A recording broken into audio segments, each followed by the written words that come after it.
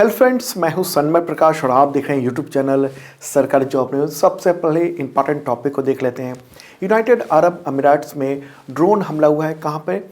तो एयरपोर्ट पर और तेल टैंकर पे। तो क्या हुआ वहां पर और किसने हमला किया है? इंडियन की मौत हो गई है, बहुत इंपॉर्टेंट बात है। और ड्रोन हमला जो अब दुनिया भर में बहुत बड़ा खतरा बनता जा रहा है, हर जगह के लिए इस पर बात करेंगे। केंद्र सरकार ने कार में एयरबैग की जो अनिवार्यता है उसकी संख्या बढ़ा दी है। क्या किया है सरकार ने, इस बात करेंगे। भारत को इस साल के अंत तक विदेशी कर्ज चुकाना है, बहुत बड़ी रकम है इनमें से, उस पर बात होगी। पंडित बिरजू महाराज, उनका निधन हो गया है और एक खास नृत्य की शैली के लिए बहुत मशहूर थे। एशिया कप के लिए महिला हॉकी टीम का कप्तान बदल दिया गया है। तो कौन कप्तान हो गई हैं अब? भारतीय और रूसी नौसेना के बीच में नौसैन्य अभ्यास हुआ है। कहाँ पर हुआ ये अभ्यास? और भी कई टॉपिक है, उन सब पे चर्चा होगी। तो शुरू करते हैं। उससे पहले इन्फॉर्म कर दूं कि 2021 का टोटल करंट अफेयर्स जनवरी से दिसंबर तक का अवेलेबल हो चुका है इस वीडियो के डिस्क्रिप्शन में, तो देख सकते हो आप। और हर टॉपिक के बारे में पहले ही बता दिया गया है। 1250 क्वेश्चन है, तो उन सारे टॉपिक का इंडेक्सिंग पहले है, पेज नंबर है, तो आप वहीं से जाकर आप देख सकेंगे। MCQ और पूरा डिटेल तमाम एग्जामिनेशंस की तैयारी हो सकेगी। तो शुरू करते हैं और पहला क्वेश्चन लेते हैं इस करंट अफेयर्स वीडियो का। यूनाइटेड अरब अमीरात्स, वहाँ पर तेल टैंकर पर ड्रोन हमला किसने किया जिससे 2 भारतीयों की मौत हो गई? आंसर होगा यमन के हूती विद्रोहियों की। तो इन लोगों ने हमला किया। देखिए, संयुक्त अरब अमीरात, उसकी राजधानी आबू धाबी, तो वहीं पर 17 जनवरी यानी कल ही ड्रोन अटैक हुए हैं। और कैसे हुआ, क्या हुआ हमला, मैप के थ्रू बात करते हैं। ये रहा प्यारा भारत और अब UAE की ओर चलते हैं। यूनाइटेड अरब अमीरात्स है ये। ओके, तो यहीं पर यहाँ की राजधानी है आबू धाबी, ये रही। और आबू धाबी का ये है इंटरनेशनल एयरपोर्ट। एक धमाका यहाँ पर हुआ है, ड्रोन आया और उसकी वजह से ये धमाका हुआ। और दूसरा, उसी के पास से करीब कुछ किलोमीटर की दूरी पर तेल टैंकर है वहाँ पर, वहाँ भी ये नहीं, इस जगह पर यहाँ भी हमला हुआ है। तो इस तरीके से ये जो आप देख रहे हैं धुआं उठ रहा है, ये इस तरीके से ये हमला हुआ है। क्या किया? एक ड्रोन लिया विद्रोहियों ने, हूती विद्रोहियों ने, और उसमें एक्सप्लोसिव यानी विस्फोटक लगाए और भेज दिया सुसाइड मिशन पर। तो इसमें 3 पेट्रोलियम टैंकर में भीषण विस्फोट हुआ। 2 भारतीय और 1 पाकिस्तानी, यानी टोटल 3 की मौत हुई है। और यमन के हूती विद्रोहियों ने इसकी जिम्मेदारी ली है। तो यहाँ पर सवाल उठता है कि हूती विद्रोहियों ने हमला क्यों किया है। देखिए, इंटरनेशनल मुद्दा है और अक्सर एग्जामिनेशन में क्वेश्चन हो सकते हैं, आ जाए, क्योंकि इंडिया और आसपास के देशों के बारे में। तो इसको समझने के लिए यमन के गृह युद्ध को समझना होगा। दरअसल यमन ये रहा, उसके पास में ये सऊदी अरब है, ये यूनाइटेड अरब अमीरात है और ये ईरान है। ओके, ये ओमान है इस तरफ। तो यमन में ये वाला जो हिस्सा है, यहाँ पर हूती विद्रोहियों का कब्जा है। दरअसल 2015 से ही यमन में गृह युद्ध चल रहा है। ओके, सिविल वॉर चल रहा है। और 2015 में हूतियों ने यमन की राजधानी सना पर कब्जा कर लिया था और वहाँ के राष्ट्रपति जो थे अब्दरबू मंसूर हादी, तो उनको देश से भगा दिया था, उनको भागना पड़ा था। तो सऊदी अरब शुरुआत से ही हादी का समर्थक रहा है, जो पूर्व राष्ट्रपति थे। हादियों का कब्जा इतने एरिया में है और जो विद्रोही हैं हूती, वो इतने इस इलाके में यहाँ पर कब्जा करके रहे हुए हैं। तो आज भी जो गठबंधन सेना है, गठबंधन सेना का मतलब कि सऊदी अरब और यूनाइटेड अरब अमीरात्स, वहाँ की सेना इसे, यानी जो हूतियों के विरोध में लड़ रहे हैं, उनको मदद कर रही। और यूनाइटेड अरब अमीरात और सऊदी अरब की सेना ने भी यहाँ पर हवाई हमले ढेर सारे किए हुए हैं हूतियों पर। और हूती जो विद्रोही हैं, उनको समर्थन है ईरान का। ईरान से पैसे और हथियार वगैरह ये सब मिलते रहते हैं। ठीक है, तो ईरान का ये कहना है कि यमन के खास इलाके में डेवलपमेंट नहीं हुए, इसलिए वहाँ के लोगों ने हथियार उठा लिए हैं और उनका शासन होना चाहिए वहाँ पर। ये है मामला यमन का। ओके, लेकिन इसके बाद क्या हो रहा है कि हूती जो हैं, अब चूँकि हूतियों पर हमला हुआ सऊदी अरब और अमीरात के द्वारा, सैन्य बल के द्वारा, तो अब क्या हुआ है कि यमन में जो कब्जे किए हुए हैं हुती, वो बम बरसा रहे हैं कभी कभी अलग अलग वक्त पे सऊदी अरब और यूनाइटेड अरब अमीराट्स में। अब दिक्कत ये है कि सऊदी अरब और यूएई में बहुत सारे इंडियन काम करते हैं। ख़ासतौर पे यूएई में ज़्यादातर तो इंडियन ही हैं, इंडियन, पाकिस्तानी, बांग्लादेश, ये सब वहाँ पर हैं। तो सऊदी अरब और यूएई के जो लोग हैं वो खुद वर्कर के तौर पर काम नहीं करते हैं, बल्कि वहाँ पर इंडियन काम करते हैं। यूएई में 38% आबादी इंडियंस की है, ओके, और 27% आबादी पाकिस्तानी है।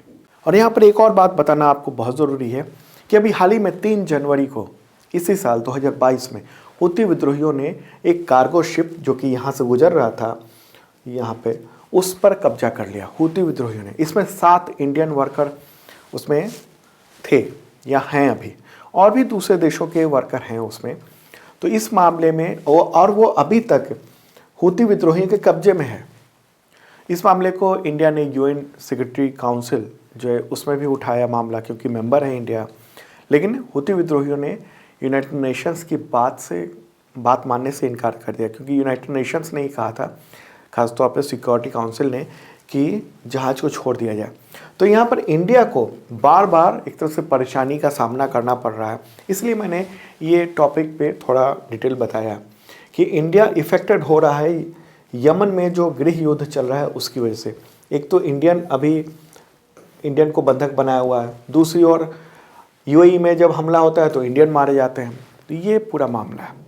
और जब बात हो रही है कि ड्रोन हमले की, तो देखिए पूरी दुनिया में ड्रोन जो हमला है वो बहुत बड़ा खतरा बनकर उभरा है, क्योंकि ड्रोन को रोकना बहुत ही मुश्किल भरा काम है। इंडिया में भी एयरफोर्स के जो जम्मू का एयरबेस था वहाँ पर ड्रोन हमले हो चुके हैं पिछले साल ही, आपको पता होगा, ओके। तो यूनाइटेड अरब अमीराट्स, वहाँ पर ये हमला हुआ, और यूनाइटेड अरब अमीराट्स जैसा मैंने पहले बताया ये रहा यहाँ पर, ओके। यहाँ के प्रेसिडेंट कौन है, राष्ट्रपति? तो खलीफा बिन जायद अल नहयान। प्राइम मिनिस्टर कौन है? मोहम्मद बिन राशिद अल मखदूम। मुझे लगता है इस मुद्दे पर समझ चुके होंगे आप। और अगले टॉपिक पर चलते हैं। दोस्तों, पसंद आ रहा हो तो लाइक बटन जो दबा दीजिए और शेयर कीजिए इस वीडियो को तमाम मित्रों को। अगला क्वेश्चन, केंद्र सरकार ने कार में कितने एयरबैग अनिवार्य करने के ड्राफ्ट नोटिफिकेशन को मंजूरी दे दी है? आंसर होगा 6। तो 6 एयरबैग अब जल्द ही, मतलब अक्टूबर से आपको देखने को मिलेगा। जितने भी पैसेंजर व्हीकल हैं उन सब में। सड़क परिवहन और राजमार्ग मंत्रालय है, यानी ministry of road transport and highways, तो उसी ने ये नोटिफिकेशन जारी किया है। और अब कम से कम 6 एयरबैग अनिवार्य होने जा रहे हैं, ताकि सड़कों पे जो गाड़ियां हैं उसमें जो मौजूद पैसेंजर हैं वो सुरक्षित रह सके दुर्घटनाओं के बावजूद। देखिए, अभी तक ये था कि कार में, यानी M1 कार एक लेवल होता है, आगे मैं बताता हूँ। तो कार में कम से कम 2 एयरबैग अनिवार्य थे। मतलब अभी जितनी भी कारें नई बिक रही हैं कंपनियों के द्वारा, तो उसमें 2 एयरबैग तो होती हैं फ्रंट पे, एक ड्राइवर सीट पे और उसके बगल वाले सीट पे। लेकिन अब केंद्रीय road transport minister Nitin Gadkari ने ये अनाउंस किया है कि अब ये अनाउंसमेंट मैं दिखाता हूँ। ये है ट्वीट नितिन गडकरी का। उन्होंने कहा है कि 6 एयरबैग तो अब कंपलसरी होने जा रहे हैं। तो कार में 6 एयरबैग होगा। M1 श्रेणी की कार में ये अनिवार्य होगा। M1 श्रेणी किसको कहते हैं? M1 लेवल की कैटेगरी की कार है जिसमें 8 से ज़्यादा सीटें नहीं हो। मतलब 8 या उससे कम की जितनी भी सीट की कार हैं वो सब M1 लेवल की कहलाती हैं। तो मतलब हुआ कि ऑल्टो से लेकर और इनोवा तक, और जिसमें भी 8 तक सीटिंग कैपेसिटी है उसमें 6 एयरबैग तो होंगे ही, कंपलसरी होंगे। कहाँ कहाँ होंगे? 2 आगे होंगे और ड्राइवर के राइट विंडो पे, और फिर को ड्राइवर के लेफ़्ट विंडो पे। इसके अलावा पीछे भी राइट और लेफ़्ट दोनों तरफ ये रहेंगे। और अक्टूबर से आपको देखने को मिलेगा। हो सकता है इसकी वजह से थोड़े रेट आपको ज़्यादा देने पड़े, क्योंकि कार के एयरबैग लगने में इसका खर्चा होगा। एयरबैग से कैसे सुरक्षा प्रदान होता है? देखिए, जब कार टकराता है तो कार में कुछ सेंसर्स लगे होते हैं और किस स्पीड से टक्कर हो रही है वो सेंसर इसको ऑब्जर्व करता है और उसके बाद फिर एयर बैग ओपन हो जाते हैं यहाँ पर इस तरह से। इससे यही होगा कि मौतें जो हैं एक्सीडेंट की वो कम होंगी। ओके, और इम्पॉर्टेंट बात इसलिए भी है इसके लिए, इस एयर बैग्स क्यों ज़रूरी है, क्योंकि 2020 में भारत में एक्सप्रेसवे समेत तमाम जो नेशनल हाईवेज़ है वहाँ पर 1,16,000 सड़क दुर्घटनाएं हुई हैं और उसमें 47,984 लोगों की मौत हो गई, यानी लगभग 48,000 लोगों की एक साल में मौत हो गई सड़क दुर्घटना में। तो इसलिए एयरबैग्स बहुत ही ज़रूरी है। तो इन दुर्घटनाओं में, अब दुर्घटनाएं तो होंगी लेकिन उससे जान की क्षति ना हो, इसके लिए सरकार का कदम उठाया गया। आगे बढ़ते हैं, अगला क्वेश्चन लेते हैं। भारत को साल 2022 के अंत तक, यानी इस साल के अंत तक कितना विदेशी कर्ज चुकाना है? आंसर होगा इसका $256 बिलियन। ये न्यूज़ भी आप देख रहे हैं इकोनॉमिक्स टाइम्स की। अगर रुपए में करेंगे तो कितना होगा? लगभग 19 लाख करोड़ रुपए इस साल चुकाने हैं। किसका डेटा है? तो मिनिस्ट्री ऑफ फाइनेंस उसका डेटा है। उसके अनुसार इस दिसंबर तक $256 बिलियन विदेशी कर्ज मैच्योर हो रहा है। मैच्योर का मतलब कि हमने कर्ज पिछले 5 साल पहले या 10 साल पहले या 15 साल पहले या 20 साल पहले लिया था और उसका वापस करने का वक्त अभी आ चुका है और ये बहुत बड़ी रकम है। क्यों? क्योंकि इसका अंदाज़ा आपको इससे लगेगा कि जो फाइनेंशियल ईयर है 2021-22 जो अभी चल रहा है उसमें केंद्र सरकार का बजट 34,83,000 करोड़ रुपए है। मतलब लगभग कहें तो 35 लाख करोड़ रुपए के आसपास, और हमें दिसंबर तक 19 लाख करोड़ रुपए चुकाने हैं। वैसे फाइनेंशियल ईयर जो अभी है 2021-22 उसमें बजट में ये प्रावधान है कि 20% हिस्सा टोटल बजट का, यानी लगभग 7 लाख करोड़ रुपए हम कर्ज की वापसी या फिर ब्याज भुगतान के लिए करेंगे। लेकिन अभी और भी कर्ज है तो लगभग 19 लाख करोड़ रुपए है, तो ये चुकाना है, एक बहुत बड़ा कर्ज है। अगर टोटल कर्ज की बात करें अभी तक भारत पर कितना है, तो सितंबर 2021 तक पिछला जो आंकड़ा जारी हुआ था उसमें उस वक्त तक टोटल जो विदेशी कर्ज है वो $596 बिलियन, मतलब लगभग 38 लाख करोड़ के आसपास। और ये कर्ज कई साल पहले लिया गया और लगातार हम लोग लेते जा रहे हैं। अब जितने बड़े बड़े प्रोजेक्ट चल रहे हैं उन सब के लिए, चाहे कोविड-19 का टीका ही लग रहा है, इसके लिए भी कर्ज लिया जा रहा है। ओके, सरकार लगातार कर्ज लेती है, चुकाती रहती है, और इस मामले में भारत का जो ट्रैक है चुकाने का वो अच्छा रहा है। भारत के पास फॉरेक्स रिजर्व अच्छी खासी संख्या में, इसलिए फ़िलहाल कोई दिक्कत नहीं दिख रही है। और अब ये सवाल हो सकता है आपके मन में कि कर्ज जो है वो अच्छी बात है या बुरी बात है, इतनी भारी भरकम? तो देखिए, देश के विकास और बड़े बड़े जो इंफ्रास्ट्रक्चर प्रोजेक्ट हैं उनको चलाने के लिए लोन लेना एक बहुत बड़ी भूमिका है। ओके, और दुनिया के तमाम देश लोन लेते हैं और उससे डेवलपमेंट का काम करते हैं, लेकिन ये एक हद तक ही ठीक है, क्योंकि अगर रीपेमेंट की स्थिति नहीं बनी, उदाहरण के तौर पर हमारे पड़ोसी है श्रीलंका, वो कंगाली के दौर पे है, दिवालिया होने के कगार पे खड़ा है, चुका नहीं पा रहा है लोन जो लिया है। लेकिन भारत की स्थिति बेहतर है। भारत के पास चूँकि विदेशी जो मुद्रा है वो अच्छी खासी संख्या में। ओके, और अभी जो लेटेस्ट रिकॉर्ड है, इंडिया के पास जो फॉरेन रिजर्व है वो 632 अरब डॉलर का है। तो इसलिए कहा जा रहा है कि इंडिया के पास ठीक ठाक ये फॉरेक्स रिजर्व है। ठीक है, तो ये एक मामला है और इम्पॉर्टेंट बात है, इसलिए मैंने आपको बताया। आगे बढ़ते हैं, अगला क्वेश्चन लेते हैं। पंडित बिरजू महाराज, उनका निधन हो गया है 17 जनवरी 2022 को, यानी कल ही। तो वो किस नृत्य शैली के लिए बहुत ही मशहूर थे? आंसर होगा इसका कथक। कथक के लिए बहुत मशहूर थे। उनका निधन हो गया, डेथ हो गई है हार्ट अटैक की वजह से। दिल्ली में उन्होंने अंतिम सांस ली, दिल्ली में। उनके बारे में बताऊं, बिरजू महाराज, उनका जन्म हुआ था कथक नृत्य जगन्नाथ महाराज के घर में, और जिन्हें लखनऊ घराने का अच्छान महाराज भी कहा जाता है। ओके, तो बिरजू महाराज को उनके चाचा लच्छू महाराज और शंभू महाराज से उन्होंने ये ट्रेनिंग मिली थी। करियर की बात करें तो बिरजू महाराज मात्र 13 साल की उम्र में ही न्यू दिल्ली में जो संगीत भारती है, तो वहाँ पर कथक नृत्य की शिक्षा देना इन्होंने आरंभ कर दिया था, ट्रेनिंग देना शुरू कर दिया था 13 साल में। बाद में उन्होंने दिल्ली में ही भारतीय कला केंद्र में सिखाना शुरू किया।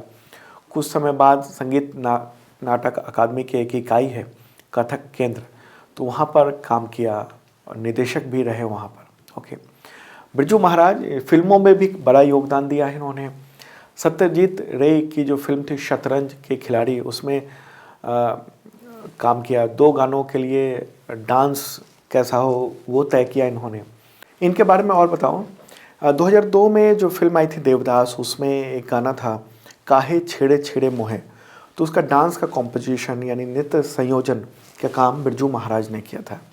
इसके अलावा ढेर सारी फिल्में थीं, इश्किया, उमराव जान, संजय लीला भंसाली की जो फिल्म थी बाजीराव मस्तानी, तो उसमें भी कथक नृत्य का जो संयोजन यानी कैसे हो, ये इन्होंने ही तय किया था।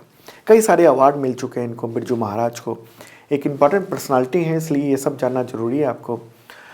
इनको 1986 में ही पद्म विभूषण मिल चुका था, 1961 में संगीत नाटक अकादमी पुरस्कार, 1987 में कालिदास सम्मान, 2016 में हिंदी फिल्म जो बाजीराव मस्तानी है उसके मोहे रंग दो लाल सॉन्ग के लिए फिल्म फेयर अवार्ड मिल चुका था इनको।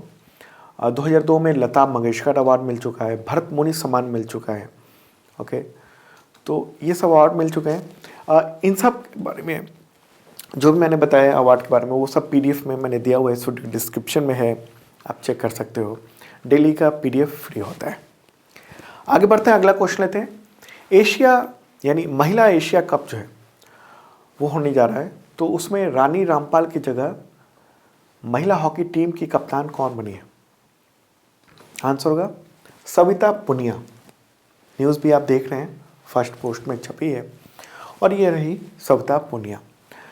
देखिए, जो अभी नियमित कप्तान है रानी रामपाल, उनको बेंगलुरु में चोट लग गई थी और वो चोट से उबर रही हैं, तो इसलिए फ़िलहाल केवल महिला एशिया कप के लिए सविता पुनिया को कप्तानी दी गई है। ठीक है, और ये जो महिला एशिया कप है ये 21 से 28 जनवरी के बीच में होगा। ओके, और इसमें कई सारी टीमें हिस्सा ले रही हैं। चीन, इंडोनेशिया, जापान, मलेशिया, सिंगापुर, दक्षिण कोरिया, थाईलैंड, इन सब के देशों के खिलाड़ी आ रहे हैं। इम्पॉर्टेंट बात है। चलिए आगे बढ़ते हैं, अगला क्वेश्चन लेते हैं। वेट लिफ्टर मीराबाई चानू ने किस राज्य में ASP खेल के पद पर ज्वाइन किया? आंसर होगा मणिपुर। ओके, मीराबाई चानू 15 जनवरी को उन्होंने पुलिस अधिकारी के तौर पर ज्वाइन कर लिया है, काम शुरू कर दिया है। मीराबाई चानू के बारे में बताऊं आपको कि वो मणिपुर की इम्फाल की रहने वाली हैं, छोटे से गांव की थी और बहुत संघर्षों में उन्होंने ट्रेनिंग पाई है। गांव से ट्रेनिंग सेंटर तक जाने के लिए ट्रक का सहारा लेती थी, ट्रक से लिफ्ट लेकर वो जाती थी। और टोक्यो ओलंपिक में जब उन्होंने सिल्वर मेडल जीता तो उसके बाद कई ट्रक ड्राइवर्स को उन्होंने ढूंढ कर सम्मानित भी किया, क्योंकि उनका कहना था कि उन्हीं की वजह से वो ट्रेनिंग ले पाई और अवार्ड जीता। मीराबाई चानू ने टोक्यो ओलंपिक जो पिछले साल हुआ है उसमें 49 किलोग्राम भार वर्ग में सिल्वर मेडल जीता है। ओके, 2018 में कॉमनवेल्थ गेम्स में गोल्ड मेडल उन्होंने जीता था और बेहतरीन परफॉर्मेंस इनका रहा है। चलिए आगे बढ़ते हैं, अगला क्वेश्चन लेते हैं। बॉक्सर लेवलिना बोर्गोहेन तो किस राज्य में DSP बनी है? आंसर होगा असम। ओके, असम में बनी है। फोटोग्राफ आप देख रहे हैं। भारतीय बॉक्सर हैं और टोक्यो ओलंपिक में उन्होंने कांस्य पदक यानी ब्रॉन्ज मेडल जीता था और इसके साथ ही लवलीना जो है वो ओलंपिक में मेडल जीतने वाली पहली असमिया खिलाड़ी बनी थी। तो असम के मुख्यमंत्री हेमंत बिस्वा शर्मा दोनों ही डीएसपी पद पर इनको ज्वाइन करवाया। अगला क्वेश्चन आते हैं, केंद्र सरकार ने राष्ट्रीय स्टार्टअप दिवस किस दिन घोषित किया, किस दिन को? आंसर होगा 16 जनवरी। प्रधानमंत्री नरेंद्र मोदी ने ये ऐलान किया है और कहा है कि 16 जनवरी को हर साल राष्ट्रीय स्टार्टअप दिवस मनाया जाएगा ताकि स्टार्टअप संस्कृति को ज़मीनी स्तर पर पहुँचाने में मदद मिल सके। और उनका ये कहना है कि आज देश के जो 625 जिलों में कम से कम एक स्टार्टअप है, काम कर रहा है। भारत में 42 यूनिकॉर्न है, इसके साथ साथ 60,000 से ज़्यादा स्टार्टअप्स हैं। अगला क्वेश्चन लेते हैं, विराट कोहली, क्रिकेटर विराट कोहली ने टेस्ट टीम के कप्तान पद से जनवरी 2022 में अभी हाल ही में इस्तीफा दे दिया। तो इस पद पर कितने वक्त तक रहे? आंसर होगा 7 साल, 7 वर्ष तक। पहली बार उन्होंने 2014 में ऑस्ट्रेलिया के खिलाफ इंडियन क्रिकेट टीम का नेतृत्व किया था टेस्ट मैच में, और वो टीम में हालांकि अभी कप्तान नहीं रहेंगे लेकिन खिलाड़ी के तौर पर बने रहेंगे और बेहतरीन इनका परफॉर्मेंस रहा है। हालांकि इस दौरान विवाद भी हुआ तो इनको कप्तानी का पद छोड़ना पड़ा है, ये देखने को मिला है। ओके, अगला क्वेश्चन लेते हैं, भारतीय नौसेना और रूसी नौसेना ने किस जगह पर जनवरी 2022 में एक्सरसाइज किया? पासएक्स। आंसर होगा कोचिन बंदरगाह। ओके, दोनों देशों ने अरब सागर में कोचिन बंदरगाह, तो वहाँ पर ये एक्सरसाइज किया है। भारत की ओर से आईएनएस कोच्चि ने इसमें हिस्सा लिया और रशियन नेवी की ओर से आरएफएस एडमिरल ट्रिब्यूट्स, तो उसने हिस्सा लिया। पासएक्स क्या होता है? देखिए, कई बार आप सुनते होंगे पासएक्स हुआ है या पैसेज एक्स हुआ है। दरअसल ये कई देशों के साथ होता है। जब भी दूसरे देशों की नौसेनाएं उसके जहाज इधर से मतलब भारत के आसपास से गुजर रहे होते हैं, तो फिर दोनों देश तय कर लेते हैं कि हम लोग ऐसा करते हैं, एक्सरसाइज कर लेते हैं। तो ये नियमित एक्सरसाइज नहीं होता है, अचानक से हुआ एक्सरसाइज होता है। तो इसलिए वहाँ से चूँकि गुजर रहे हैं इसलिए एक्सरसाइज कर लिया, इसलिए नाम है पास एक्स। ओके, तो इंडियन नेवी के चीफ कौन है ये भी बात कर लें, एडमिरल आर हरि कुमार। अगला क्वेश्चन लेते हैं, केंद्र सरकार ने राष्ट्रीय विज्ञान दिवस यानी जो कि 28 फरवरी को होता है, तो उसकी थीम क्या तय की है? आंसर है सामने आपके, integrated approach in science and technology for sustainable future. तो ये थीम है, ये आप ध्यान रखिएगा। क्यों मनाया जाता है ये दिवस? दरअसल 28 फरवरी 1928 को सीवी रमन ने रमन इफेक्ट की खोज की थी और इसके लिए उनको 1930 में नोबेल प्राइज़ भी मिला था। ओके, तो इसलिए राष्ट्रीय विज्ञान दिवस मनाया जाता है। तो दोस्तों, ये था इंपॉर्टेंट करंट अफेयर्स। कैसा लगा कमेंट बॉक्स में ज़रूर बताना, और जिन लोगों ने सब्सक्राइब नहीं किया है ज़रूर करें और बेल आइकन जरूर दबाएं। शेयर कर दो तमाम मित्रों को ताकि लोगों तक पहुंच सके। कल फिर मिलेंगे ताज़ा तरीन करंट अफेयर्स वीडियो के साथ।